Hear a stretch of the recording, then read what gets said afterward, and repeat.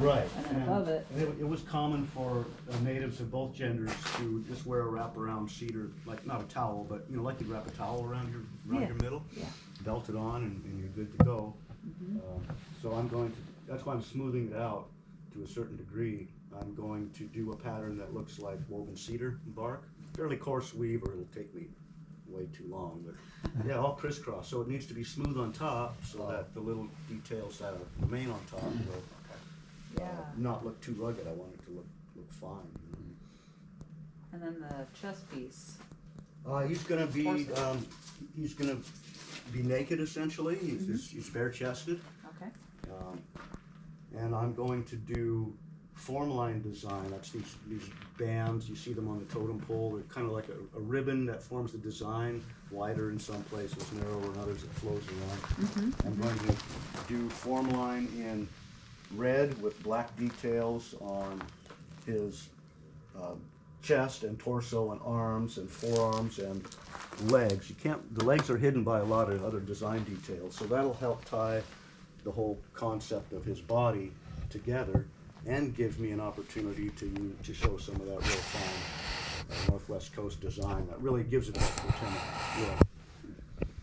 Then I'm going to do that detail, basketry detail on the kilt, and I'm going to probably do basketry detail on the hat as well. That is so cool. And some will be left, there'll be some that's not painted, just regular wood color too. It's a beautiful color wood. Yeah, that's This really is a fine, special. fine log. Yellow cedar tends to be great for carving, but this one's a good one even amongst those. It's really smooth and fine grained, very few knots. Yeah. The exterior had no knots. Of course, as you get in, you're going back in time, so there were little branches here and there that died off and created knots. And that's what you see on the kilt there. It's Yes, one of those little spots there. there's one there, and there's another one here. If I would flip it over, you'd see the inside where it's hollowed out, and then you'd see numerous little knots. You But can see the that's hole on that it's side. not time to flip it right now. Yeah. And then the arm, is there going to be a plate of some sort, a decoration on the arm? Well, yeah, I'm going to continue this decorative adzing. I've just this is finished here. Okay. That's just roughed in. I'm going to continue that adze technique throughout his body, and then I'll run that red and black form line design over it. Like this would call for like a large ovoid here, Yeah. and then I'd run a U form here, Okay. and then probably do an S shape coming down here, and then zooping back the other way like that, and fill in with little black U forms or ovoids. There's a bunch of little devices that are simple, but if you do them in the right proportion, they look right. You know, like when you look at museum pieces, and then you just go, wow, that's some fine work. So a lot of it is the consistency of the painting, the smoothness of the line, and knowing how to manipulate that line. Probably put an ovoid here with a black ovoid in the center, and then do a series of red U forms that would look like ribs off of there. So, yeah. I can see your fine detail work in where the kilt ends, and then there's the sweeping. Yeah, the fronds of the kelp. Oh, okay, yeah. Yeah, that was makes yesterday's sense. work. I spent all day yesterday. I'm glad I did. I spent all day yesterday on the fronds and the bull kelp and the ham. Well, and part of this too. That was all hand knife work, but now it's done. I don't have to, other than maybe trim it up a little bit, and I might actually use sandpaper to scrub that up. So some parts like this arm, you got, your work is going this way, Yeah, and then you got the hands just going this way. yeah. The grain changes continually through there, so to have it cut clean, I've got to be jumping around, Okay. laying over the pole one side, Yeah. on my knees, the other way. It's grain dependent then. It's very much grain dependent. If you go against the grain, it'll tear out a big splintery mess, and then you have to go back and bring everything down to the level of your mess up. So you try not to have that happen. That's what I was gonna ask. Okay, so that's what you do. You have, When you're running the ads, if you're watchful, you can kind of tell when the chips don't fly off, when the chips are like going down into the wood, then you know, grain change. So Okay. if you're paying attention, you back right off and go from the other direction.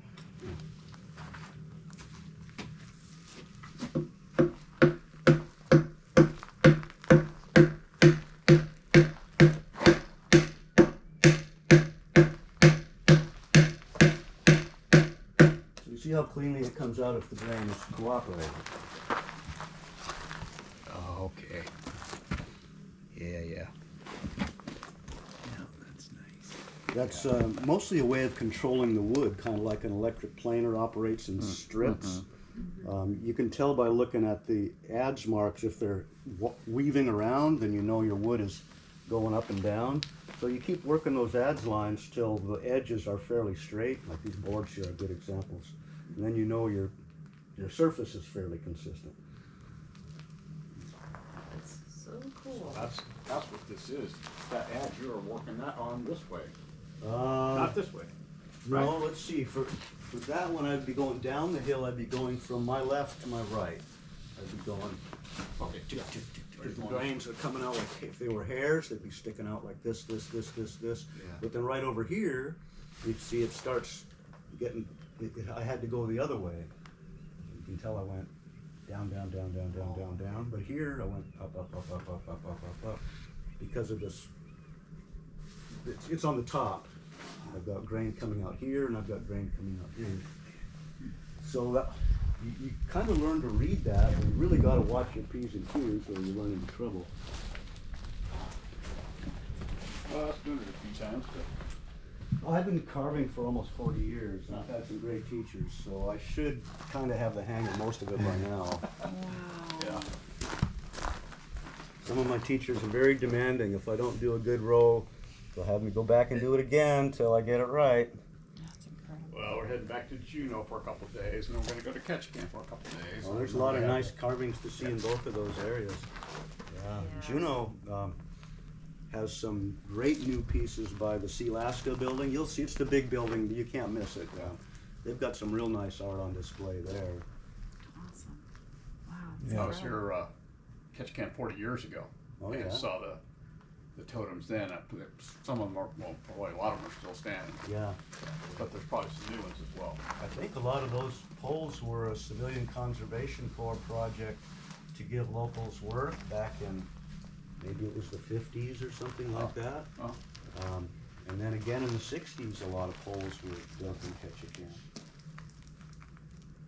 A lot of those guys were workmen who didn't know how to carve, so the few carvers that were amongst them had to instantly become teachers and teach everybody real quick like.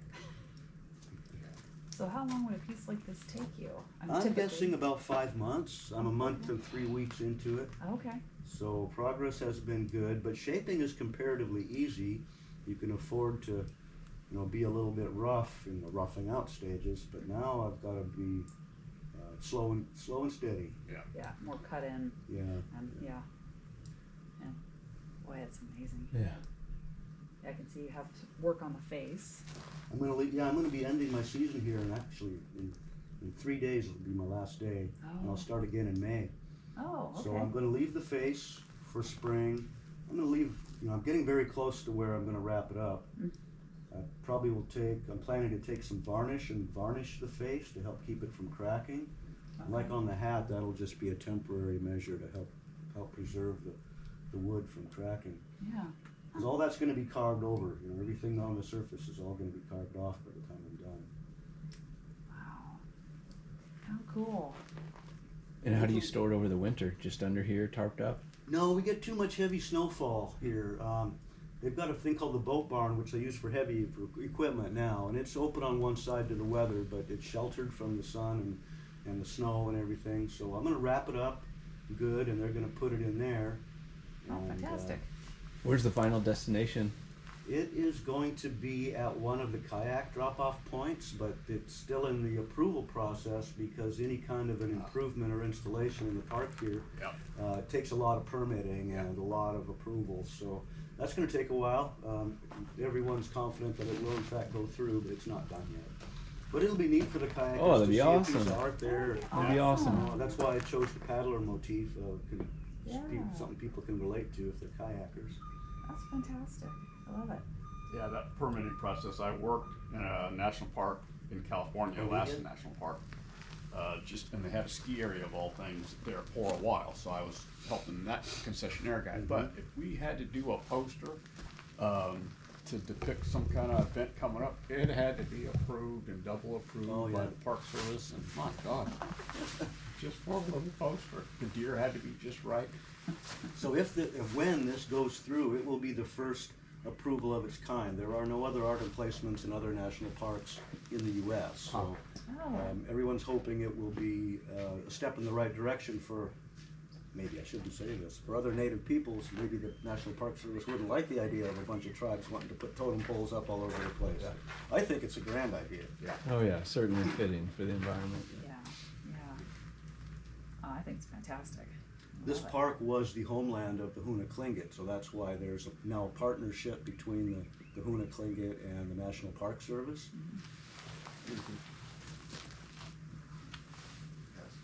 Who is contracted to make these buildings? Because they were all done in the same fashion. Yeah, it's part of the same partnership between the Hoona Indian Association is the name of the organization. They paid me and they paid the Carvers, and the budgeting for the house itself was paid for by the National Park Service, and they were so committed that they found money in their own funding. People did without funding that they already had. Well, I mean, they did without spending the funding